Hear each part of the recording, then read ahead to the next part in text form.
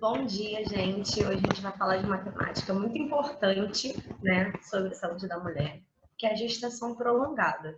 Nós somos acadêmicos de enfermagem da UF, né? A gente faz uma matéria que é pesquisa e prática no ensino, e hoje a gente vai abordar esse tema. Meu nome é Lohane. Meu nome é Mariane. Meu nome é Nadine. Então, gente, gestação prolongada é um termo que a gente utiliza quando a gestação, né, da mulher ultrapassa 42 semanas.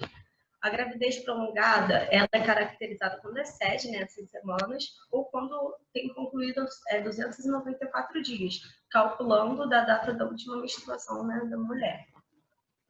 O pós-datismo é definido pela Organização Mundial da Saúde, pelo Ministério da Saúde, quando a gravidez, a idade gestacional, ultrapassa 40 semanas. Antigamente, o Ministério da Saúde definia, né, que a gestação prolongada era a partir dessas 40 semanas. Só que depois foi visto que foi definido, né, como a partir da 42ª semana, pois poderia ter um diagnóstico errôneo, né, porque a partir do ciclo menstrual irregular da mulher poderia tirar essa conclusão erroneamente. Então, foi definido pelo Ministério da Saúde, pela OMS, que é a partir da 42ª semana que é considerada a gestação prolongada. Agora a gente vai falar um pouquinho do índice de mortalidade e nutrição. A taxa de mortalidade perinatal é maior para a gestação de 42 semanas, isso é fato, ocorrendo 4 a 7 mortes contra 2 a 3 mortes em gestação de termo, né, que era o tempo certo, por 1000 partos. Quando essa gestação ultrapassa 43 semanas, esse índice dobra. Então, a placenta, né, ela para de mandar nutrientes para o feto, né? E a partir da 36ª semana, essa placenta já diminui, né, essa troca de nutrientes entre a placenta, né, a mãe e o bebê. E quando essa gestação aumenta, isso gera várias complicações, porque a troca gasosa fica comprometida, na verdade. A gravidez prolongada, patológica e a gravidez fisiológica. Para a gente entender isso, a gente precisa falar da idade cronológica, né, da gestação, que é definida a partir da data da última menstruação da mulher, né, e a data biológica, que a gente verifica através de traços, né, que mais para frente nós vamos falar esses traços que aparecem na criança quando ela nasce. A gravidez patológica, ela ocorre quando todo o complexo metabólico gravídico está perfeito para o neném nascer, só que ele não nasce. E aí ocorre essa insuficiência placentária, né? essas trocas de gasosas. E a gravidez prolongada fisiológica é o tempo cronológico excedido, porém não ocorre nada de insuficiência placentária. O bebê nasce todo perfeitinho.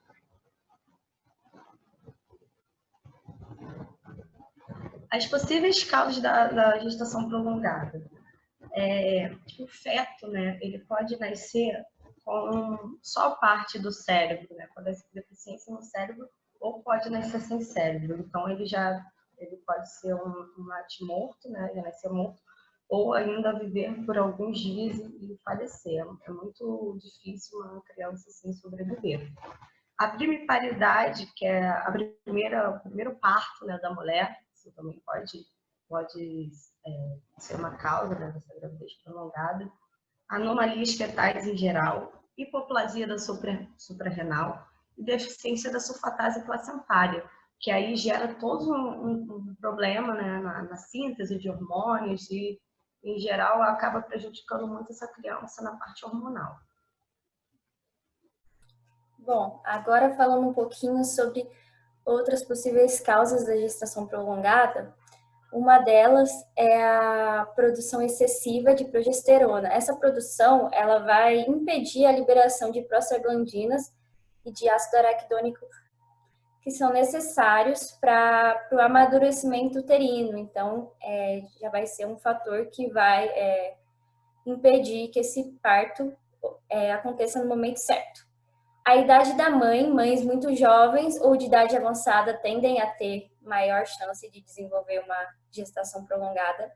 Multiparidade ou gestação múltipla, né, que é uma gestação que comumente tem complicações e geralmente pode acontecer ou parto prematuro ou esse outro extremo de gestação prolongada.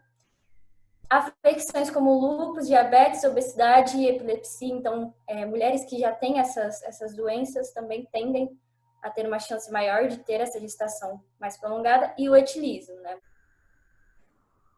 Para o feto, os principais riscos são uma alteração no crescimento fetal e placentário, ou seja, esse crescimento fetal vai estar prejudicado.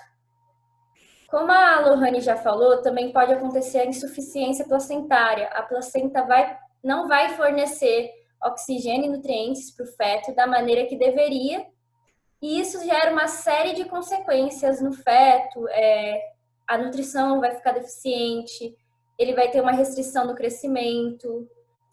Também oligodramnia, que é quando o líquido amniótico, que é um líquido muito importante para o desenvolvimento do feto, para a proteção contra choques mecânicos, para desenvolvimento musculoesquelético e respiratório também. Esse líquido ele vai estar com volume diminuído para a idade gestacional, então vai estar com volume inadequado e também coloca o feto suscetível a vários riscos. Também com esse maior tempo de gestação temos uma maior chance de infecção intrauterina. A aspiração de mecônio também, que pode ser um problema, porque esse mecônio é um líquido que tem no intestino do bebê. E em uma situação estressante, de pouco oxigênio, por exemplo, esse bebê pode liberar esse líquido e acabar aspirando ele para os pulmões, o que vai piorar ainda mais esse quadro de baixa oxigenação, né, de hipóxia fetal. E como a Lohane também já falou, um pior risco que temos é a morte perinatal nesses casos. Para a mãe, a gente vai ter um risco de distócia no parto, né? Esse parto vai ser um parto mais complicado e que provavelmente vai precisar de intervenções. Um aumento nas lesões perineais, porque também há uma chance do bebê ter macrosomia fetal, ou seja, ter mais de 4 quilos, ser um bebê muito grande. Um aumento da incidência de cesárea por essas complicações. Maior risco de hemorragias, doenças tromboembolíticas e endometrite, né, que seria a inflamação do endométrio. É importante que esse pré-natal ele seja começado quanto antes para a gente ter uma idade gestacional mais precisa, né? E para poder, a partir dessa idade gestacional, calcular a data provável do parto e ficar atento se essa idade gestacional for característica de gravidez prolongada. Também, checar a movimentação fetal de 18 a 20 semanas em nuríparas, em mulheres que nunca pariram, e de 16 a 18 semanas em multíparas. Iniciar a ausculta do batimento cardíaco fetal com idade gestacional de 10 a 12 semanas com o Doppler e 18 a 20 semanas com o estetoscópio de Pinar. E também verificar o tamanho do útero com palpação e mensurar o fundo do útero através da palpação também, né? Então, esse diagnóstico dessa gestação prolongada, ele vai ser realizado através da ultrassonografia, porque por ela a gente pode ver a idade biológica do feto através do tamanho dele. Então, há uma mensuração do comprimento desse feto e através disso a gente calcula a idade biológica, que ela vai diferir da idade gestacional que temos através do pré-natal, né? Porque essa idade gestacional que temos do pré-natal, ela é baseada na data da última menstruação. Quando há uma diferença maior que 5 dias entre a DPP, que é a data provável do parto, e a idade biológica, vale a idade gestacional que foi obtida por essa ultrassonografia. O Ministério da Saúde recomenda que a primeira ultrassonografia seja feita entre a 11ª e a 14ª semana de gestação, e é sempre importante lembrar que tem que ter esse acompanhamento e realização dessa ultrassonografia nesse período. Em relação à equipe, né, de saúde, a conduta que deve ser realizada pela equipe, as evidências sugerem que essa indução do parto ocorra como uma rotina com a idade gestacional em 41 semanas, no baixo risco. É fundamental não deixar essa gestação ultrapassar, né, 42 semanas, porque, como a Lohane já disse, vai ter aquela questão da insuficiência placentária, que já ocorre um pouco antes. Então, quando chega nessa fase, né, de 42 semanas, a chance, né, de ter algum problema em relação a isso é muito grande. Então, por isso que a gente deve não deixar ultrapassar essas 42 semanas. E a conduta, né, nesse tipo de gestação é monitorar o feto, a monitorização fetal eletrônica contínua. Então, cardiotocografia a gente tem que fazer, verificar essa frequência cardíaca fetal, para ver essa vitalidade do feto, né? Para ver como é que ele está. Verificar o volume de líquido amniótico, né? Fazer uma ultrassonografia, ver como é que está o aspecto desse líquido. Então, a gente precisa acompanhar esse feto para ver como que ele está reagindo, né? Nesses aspectos, né? Que a gente está comentando agora, em relação a isso. Em relação à avaliação diagnóstico pós-natal, a gente tem que entender esses dois conceitos porque eles não são sinônimos. E algumas pessoas confundem isso, apesar de muitas das vezes eles estarem relacionados. O termo pós-termo, né? O pós-termo é quando o bebê ultrapassa o termo, né? Que é a idade ali que geralmente os bebês nascem. Que seria o pós-termo, seria que ultrapassa 42 semanas, né?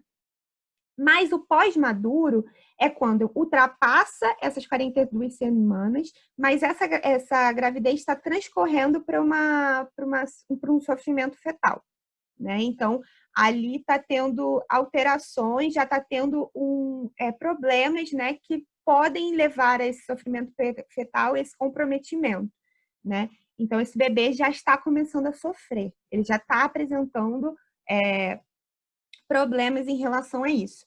E aí, existe a escala Clifford, que essa escala Clifford, ela vai classificar o RN, que é pós-maduro, né? Ou seja, que ultrapassou essas 42 semanas e está transcorrendo para o sofrimento fetal, ele é classificado em 3 graus.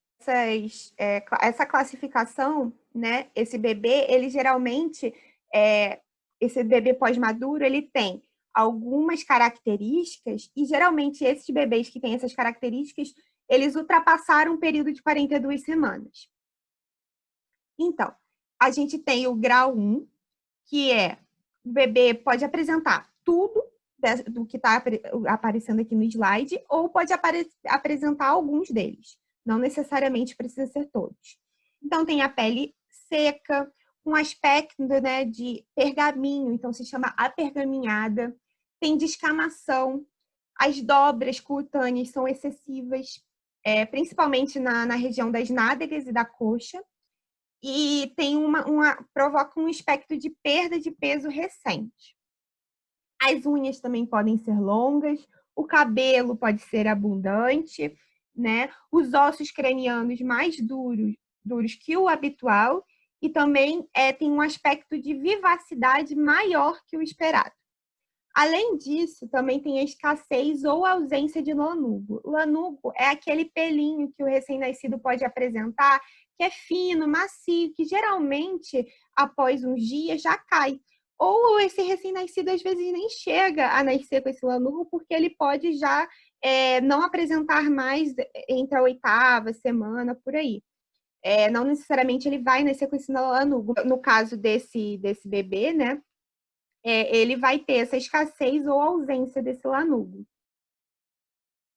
E aí tem o grau 2, que é todas as características já apresentadas no grau 1, só que tem a questão que o líquido amniótico, a pele, o vernix caseoso, que é aquela substância que o bebê nasce, né, que protege ele, o cordão umbilical, as membranas, né, do âmnio, o âmnio e o córion, todas essas vão estar coradas de mecônio. o que a Nadine já explicou o que seria, né? Clifford também apresenta o grau 3, que aqui no slide tá equivocado, na verdade é o grau 3, né? Que é a junção do grau 1, do grau 2, e além de características como pele e unhas coradas de amarelo e o cordão umbilical corado de amarelo esverdeado. Ele tem um aspecto de, como a gente pode falar, envelhecido. Esse bebê parece realmente um velho, né? Eles trazem essa expressão na literatura, velho, e também com, às vezes, uma cara de preocupado. Então, todas essas características, essas classificações são de acordo com Clifford, para a classificação desse RN pós-maduro. Essas daqui são as nossas referências. Então é isso. Espero que tenha sido proveitosa essa aula sobre um tema muito relevante dentro da saúde da mulher e que, como profissionais da saúde, temos que ficar muito atentos para poder dar a assistência de melhor forma. E obrigada pela atenção. Qualquer dúvida que vocês tiverem, a gente vai disponibilizar nosso e-mail aqui nos comentários. E também podem comentar tudo que tiver de críticas e sugestões, a gente está disponível para receber. Muito obrigada.